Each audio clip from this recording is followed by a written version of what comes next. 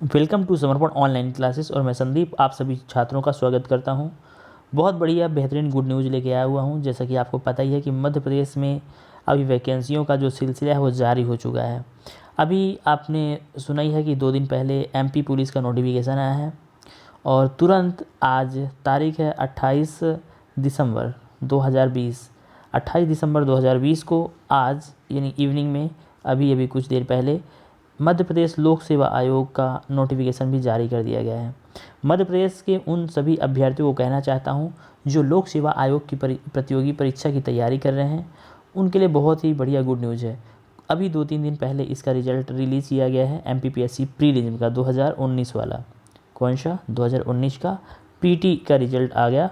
उसके 2 दिन बाद 2020 का नोटिफिकेशन आ गया, यानी कि आज आपको नोटिफिकेशन मिल गया। देखिए, हम इसके बारे में देखेंगे, चर्चा करेंगे कि क्या रहेगी इसकी स्ट्रेटजी, क्या कैसे पेपर आएगा और कैसे क्या चीज़ें आपको करनी है, कब से फॉर्म भरे जाएंगे और कहाँ कहाँ सेंटर है, कब आपका एग्ज़ाम होगा और कितना समय आपके पास बचा हुआ है एग्ज़ाम की प्रिपरेशन करने के लिए, एग्ज़ाम का रिवीजन करने के लिए। ठीक है, देखिए वैसे तो लोक सेवा आयोग की प्रतियोगी परीक्षा एक धैर्य है। धैर्य का मतलब यह है कि ये वनडे एग्ज़ाम तो है नहीं। यहाँ पे 3 स्टेज होते हैं। सबसे पहली चीज़ तो आप थोड़ा सा हम इसके बारे में डिस्कस कर लेते हैं और सिलेबस इसका लोक सेवा आयोग का जो एडमिट कार्ड है और ऑनलाइन पेपर है, आवेदन प्रक्रिया, ये सारी चीज़ें। देखिए, सबसे पहले ध्यान रखना है कि आप लोग फॉर्म अप्लाई कर सकते हैं 10 तारीख दूसरा महीना 2021 तक। जो भी छात्र मध्य प्रदेश लोक सेवा आयोग की तैयारी कर रहे हैं, यानी SP, DSP, collector, deputy collector बनने का सपना है, लोक सेवा में जाने का सपना है। ठीक है, देखिए ध्यान से सुनिएगा, फॉरेस्ट की भी इसमें वैकेंसी है, इंक्लूड है एक साथ। ठीक है, तो अब देखिए, फॉर्म ऑनलाइन आवेदन कर सकते हैं 10 तारीख दूसरा महीना 2021 में। हमेशा इसका जो सेंटर होता है वो एमपी में ही होगा, कहीं भी होगा, बट एमपी किसी भी ज़िले में आप सेंटर डाल सकते हैं जहाँ भी आपका नियर बाई डिस्ट्रिक्ट हो। ठीक है, दूसरी चीज़, आपकी यह प्रतियोगी परीक्षा जो होती है वो ऑफलाइन होती है। कैसी होती है? ऑफलाइन, यानी ये इसमें आपको OMR सीट मिलती है, उसे फिलअप करना पड़ता है। ठीक है, आंसर। आगे बढ़ते हैं, यहाँ पे देखते हैं आपका एग्ज़ाम। सबसे महत्वपूर्ण है एग्ज़ाम कब होगा? प्रारंभिक परीक्षा यानी पीटी जो है इसका 2020 का, वो होने वाला है 11 तारीख चौथा महीना 2021 यानी रविवार के दिन। 11 तारीख चौथा महीना यानी 11 अप्रैल को कह सकते हैं। क्या कह सकते हैं? 11 अप्रैल को इसका पेपर होगा, रविवार के दिन। कौन से दिन? संडे के दिन। और क्या चीज़ें हैं यहाँ पे? देखो, 2 प्रश्न पत्र होंगे, प्रथम और द्वितीय। सामान्य अध्ययन का होगा और सामान्य अभिरुचि परीक्षा होगी, यानी GS1 होता है और GS2 होता है। GS1 सुबह 10 बजे से 12 बजे तक चलेगा और GS2 जो होगा वो 2:15 से 4:15 बजे तक चलेगा। दोनों प्रश्न पत्र 2-2 घंटे के होंगे। ठीक है, अब देखो आगे जो है चीज़ें सेम वही चीज़ें हैं, सारी चीज़ें यहाँ पे बताई गई हैं, आप इसे प्रॉपर पढ़ लेना। ये मैं वीडियो की डिटेल में दे दूँगा। ठीक है, ध्यान देंगे और बहुत सारी चीज़ें इसमें दी गई हैं। अब हम यहाँ पे वैकेंसियों के बारे में देखिए, सिविल सर्विस की पोस्ट की बात की जा रही है। किसकी? सिविल यानी लोक सेवा की। एक फॉरेस्ट होता है, एक सिविल सर्विस होता है। तो यहाँ पे कुल जो वैकेंसी है 235 इसमें वैकेंसी बताई गई हैं। कुल रिक्तियों की संख्या कितनी है? 235 यहाँ पे सिविल की और फॉरेस्ट की अलग से हैं। ठीक है, तो आगे बढ़ते हैं हम इसी में। वेतनमान जो भी है दिया गया है और देखिए क्या क्या चीज़ें हैं, आपके काम की चीज़ें हम डिस्कस करेंगे। आप अपना सेंटर जो है कहाँ डाल सकते हैं? मध्य प्रदेश में जितने भी ज़िले हैं, मैंने क्या कहा कि मध्य प्रदेश में जितने भी ज़िले हैं, जैसे निवाड़ी है, आगर मालवा है, सिंगरौली, अलीराजपुर, यानी 52 ज़िलों में से कहीं भी अपना सेंटर आप चूज कर सकते हैं, जो भी आपके डिस्ट्रिक्ट में नज़दीक पड़ता है। ओके, बहुत अच्छी बात है, ध्यान दीजिएगा। आगे बढ़ते हैं। आगे जो इम्पोर्टेंट चीज़ है वो देखिए ये है, यहाँ पे शारीरिक मापदंड होगी। कुछ क्या होगी? शारीरिक मापदंड।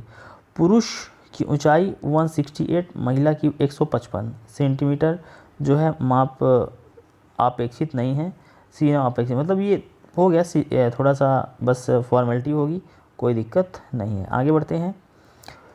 62 वर्ष की आयु, देखिए यहाँ पे जो है आयु सीमा पे छूट दी गई है और अधिवार्षिक आयु जो है 62 वर्ष रखी गई है। आगे देखते हैं और मतलब समझ रहे होंगे 62 वर्ष के बाद आप जॉब से रिटायर हो जाएंगे। आगे बढ़ें, आगे चीज़ें और इम्पोर्टेंट हैं जो सिलेबस वगैरह क्या है, कितने नंबर का क्या चीज़ें पूछा जाएगा, सिलेबस में क्या परिवर्तन हुआ है वो भी देख लेते हैं।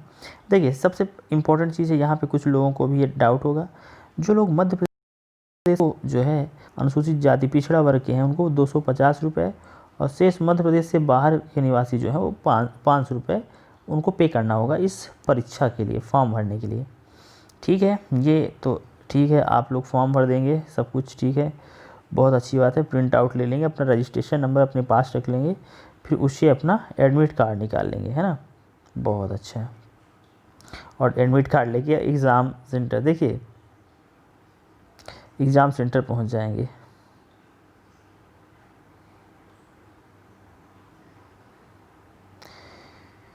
ये सारी चीज़ें हैं, और इसी के साथ साथ मैं अभी फॉरेस्ट भी इसी में डिस्कस किए दे रहा हूँ। अब तो काम की थोड़ा सा चीज़ें हो जाए, देखो ध्यान से सुनिएगा। पहले इसमें आपको पीटी होगा, इसके बाद मेंस होगा। कितने स्टेज होंगे? मेंस होगा, 3 स्टेज होते हैं। इसके बाद होता है इंटरव्यू तीसरा स्टेज। अब ये तीनों स्टेज होने के बाद आपका डायरेक्ट सिलेक्शन होता है मेरिट के आधार पर, जो भी जिस मेरिट पे आता है उसको वो पोस्ट मिल जाती है। पीटी निकाला कैसे जाए? पहले अभी प्री एग्ज़ाम है तो प्री निकलेगा तभी तो आप मेंस में पहुंचेंगे।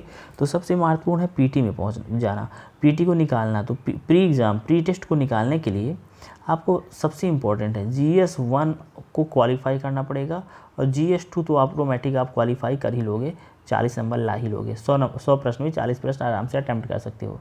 बात रही GS प्रश्न पत्र 1 की। GS प्रश्न पत्र जो 1 होता है, इसमें आपको पढ़ना होगा history, geography, polity, economic, computer, पर्यावरण, सोशल मतलब पर्यावरण होगा, और यहाँ पे होगा करेंट अफेयर, कंप्यूटर होगा, यानी टोटल मिला के सभी सब्जेक्टों को कवर करना पड़ेगा। साथ में करेंट अफेयर होगा, नेशनल इंटरनेशनल 2020 से लेके 2019 के बीच का करेंट अफेयर होगा, और घटना नेशनल होगी और इंटरनेशनल संस्थाएं भी होंगी। समझ रहे हैं, मतलब कि नेशनल इंटरनेशनल इवेंट के भी कुछ क्वेश्चन होंगे। यहाँ पे और क्या पूछा जाता है? सबसे महत्वपूर्ण एमपी का जीके जो है इम्पोर्टेंट होता है MPPSC के लिए। तो ये सब्जेक्ट GS प्रश्न पत्र 1 में आएगा। किसमें? 1 में आपको मेरिट में आना पड़ता है। जब आप किसके लिए डालते हो? सिविल के लिए जब आप डालेंगे तो 1 में आपको मेरिट में आना पड़ेगा। जब आप फॉरेस्ट के लिए भी डालते हो, दोनों के लिए अप्लाई करते हो, तो आपको GS प्रश्न पत्र 1 में भी और GS प्रश्न पत्र 2 में भी, दोनों में मेरिट में लाना होता है, तब जाके। इसमें कोई माइनस मार्किंग नहीं होती है, ये बात का ध्यान रखिएगा। इसकी क्लासेस भी बहुत जल्द हमारे चैनल पे आपको कुछ महत्वपूर्ण टॉपिकों के माध्यम से मैं आप तक पहुंचता रहूँगा। लगातार मध्य प्रदेश लोक सेवा आयोग की प्रतियोगी परीक्षा में शामिल होने वाले छात्र अपडेट पाने के लिए चैनल को सब्सक्राइब कर लीजिए, और मिलेंगे नए वीडियो के साथ। धन्यवाद, मिलेंगे अगली क्लास में। Thank for watching this.